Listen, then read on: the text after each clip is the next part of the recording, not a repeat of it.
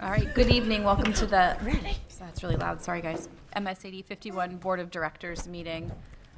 So I'm just waiting for my board packet to load. Give me a minute. But our first item for action, I believe, is a presentation for our K through 5 progress report with Susie Robbins, Corey Muncie, and Carol MacArthur. Oh, okay. I'm sure you contributed. So I'm the spokesperson for the three of us. And hopefully this will, there we go. All right. So as some of you probably know, we have implemented a new progress report for the 2018-19 school year. And last week, those progress reports became available. And so our hope was that we were going to present to you prior to those going out. But here we are a week later, so it's a little bit retroactive. Our K-5 progress report is just one part of our parent communication system. We do parent-teacher conferences in November and April, and then our progress reports go out in January and June. And we, for a number of years, have known that our progress report needed some updating. The indicators that we had on the previous progress report didn't reflect the Common Core standards to the level of detail that we felt was necessary, specifically in literacy and math. And so we looked this year to do, well, last year started the legwork, and this year to implement, so that not only did the progress report reflect those standards that we're teaching, but also reflect the common assessments that we are providing students. So for starters, just to all get in the same space around the purpose of a progress report, it's to document and share information about a student's academic, social, and emotional growth.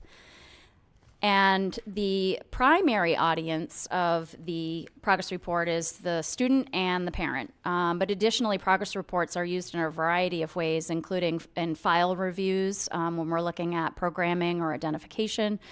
They are part of a student's permanent record, academic record.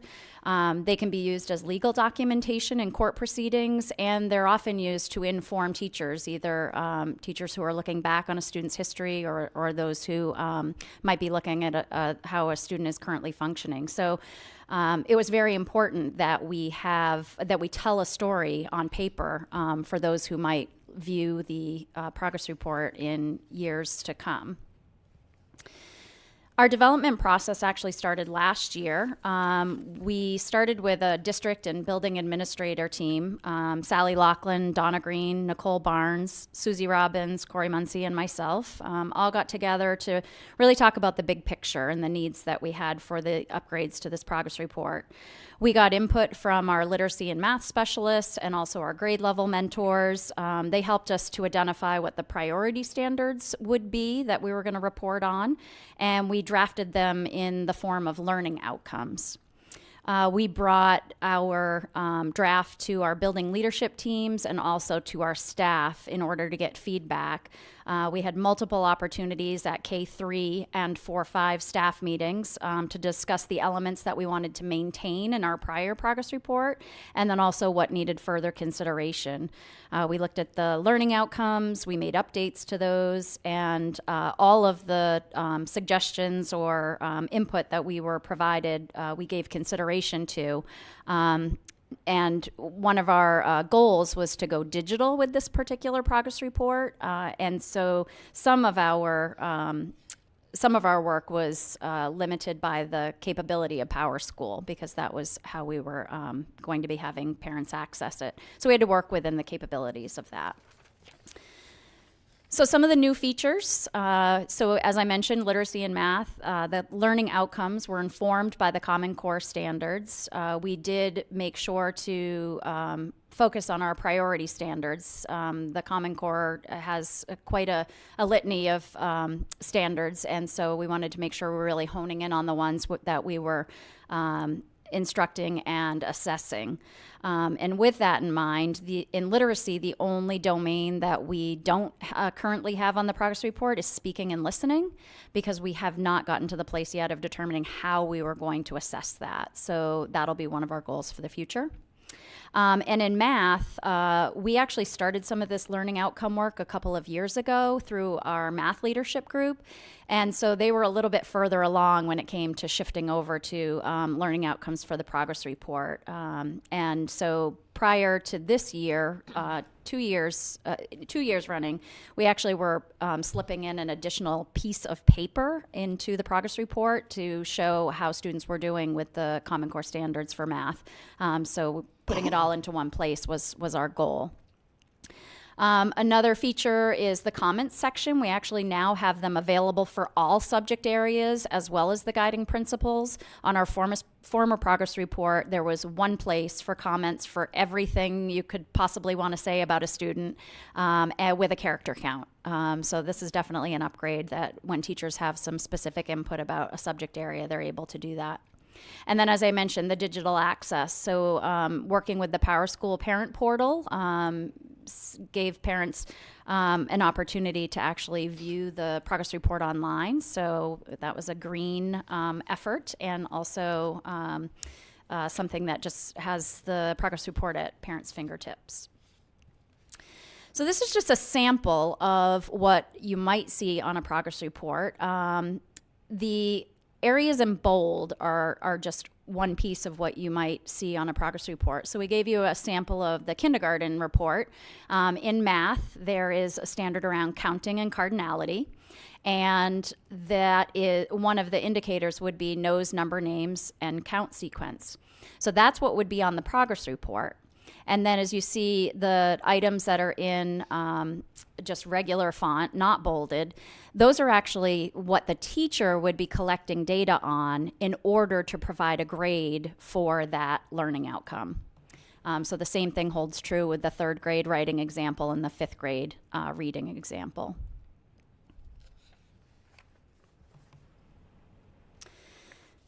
So in order to make sure that our teachers were adequately prepared to fill out the progress report, which is a lot more detailed and requires more data collection and assessment, we actually started running professional learning sessions in August and went all the way through in January.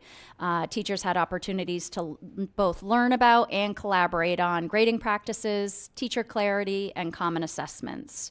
A lot of the work around grading practices was based on current research. One of our go-tos is a leading expert on homework and grading practices named Ken O'Connor. And so we did a lot of work around just getting grounded in what's common and what's current in grading practices. And then teacher clarity and common assessments are part of our high impact teaching strategies work that we've been doing with teachers this year as well. So a lot of the professional learning really dovetailed, not only preparing for the progress report, but also talking about best practices in education. So in terms of distribution, I have to say that last Friday, before we hit the email that send your child's progress report is ready for viewing, I was feeling a little flutter in my chest because I was hoping so much that things went well.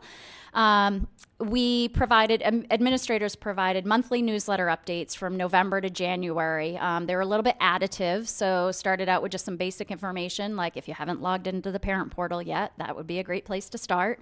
And continued to do that for a couple of months just to make sure that we were getting the word out there that progress reports were going digital.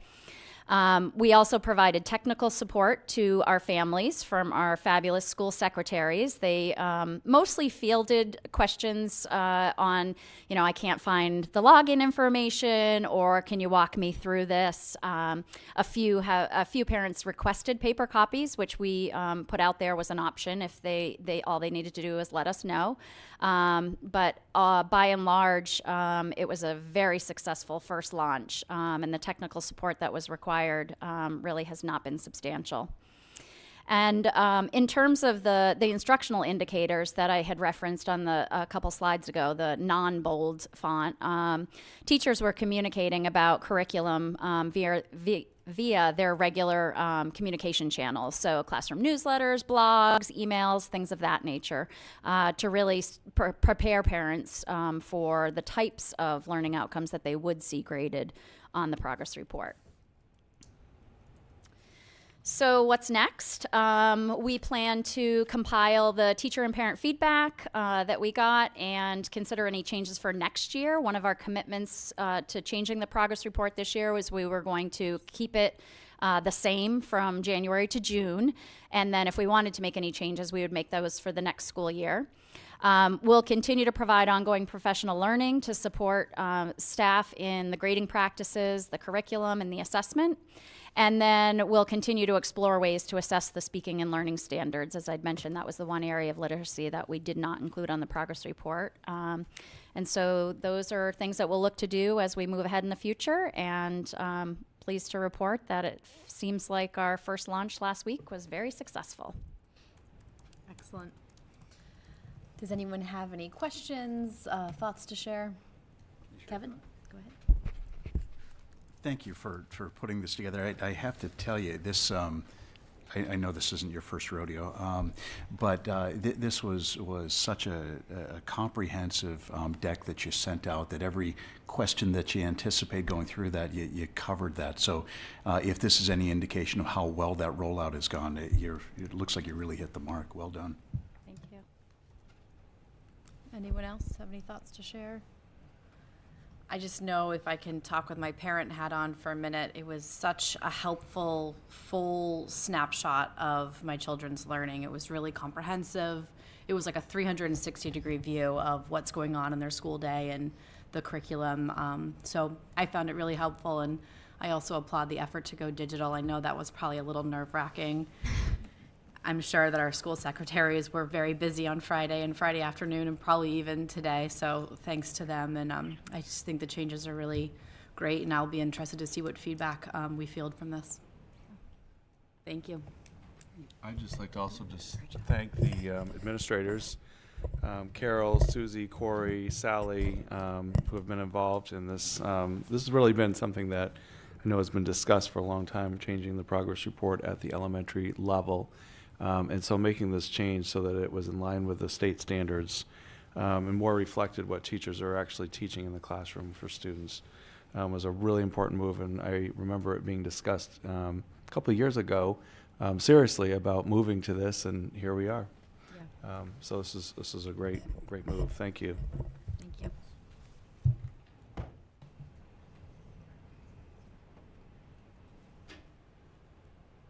And so now we have 2 items for action before we move into the workshop portion of our evening.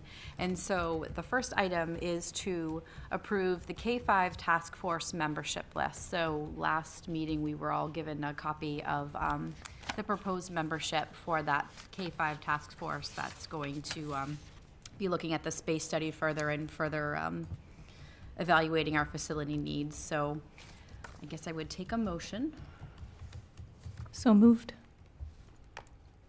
I'll do a second, then discussion. Second? Second.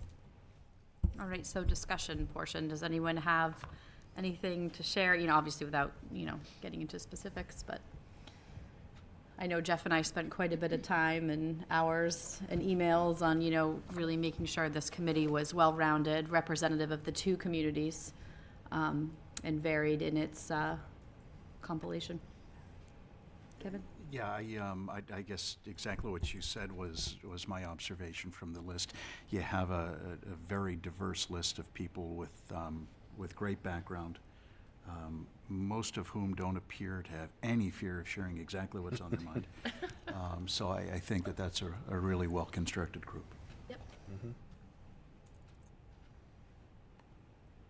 All right, so I guess I'm going to ask for all in favor, unless there's any more discussion. All right? All in favor?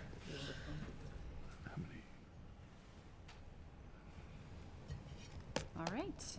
And so then the next item is to approve that task force, the K-5 task force timeline. And so this timeline moves us through the creation of the committee all the way to whatever they end up recommending to the board to address our facility needs. So I'll take a motion on that. So moved. Second? Second. All right, discussion. I don't know if you wanted to say anything, Jeff. No, it's basically that has not changed. Has not changed. The microphone's changed. Has not changed since the last meeting when it was presented. Pretty much goes all the way up to a potential referendum in 2020. And the timeline starts, if it's approved tonight, we would hold our first meeting conceivably at the end of February or beginning of March. I've kind of told members of the committee if and when it gets launched, that would be the starting date, and would go on for almost 2 years. And I know I said this last meeting, but my observation of the timeline and just looking through the different steps is there's a lot of points for various stakeholder entry into this process. And there's also a lot of time that this committee will be working. And I think we're going to get a very accurate picture of where the district is going, enrollment-wise, facility-wise. So I think it's a timeline that really sets us up for a solid plan. Any more discussion? I would just note, I mean, it definitely, it's an aggressive timeline, and obviously subject to change. At different points when I looked at it, I felt like it was really fast, and other times when I looked at it, I felt like it wasn't fast enough. So kudos for likely nailing it just right. Yeah, I think the big question for the board was, in looking at the schedule, is the presidential election of 2020 the target date? Because everything on the schedule was built making an assumption that that would be the date if there was any sort of recommendation going forward for a building project that the board would be voting on, and an assumption at that period that there would be a referendum on that date. So I think that's really the important piece, is if that date is not the date, then the schedule would have to be adjusted from there. But it would be difficult to do anything sooner. In my opinion, that's as soon as we would want to do it. So if the board was interested in a different date, I would suggest something after the presidential election. Right, thanks. And I know that there's probably people in the community, parents, that would like to see this voted on in a month, in 2 months, but I think realistically, this timeline is as quickly as we can do it.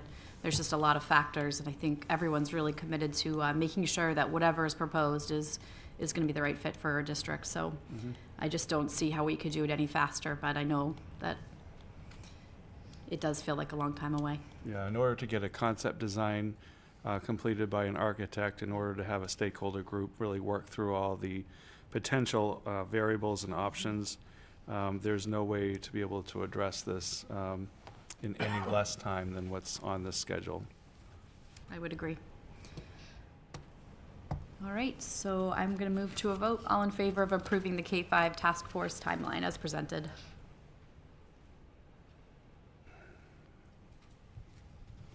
Okay. And Jeff, we'll move into your superintendent's report.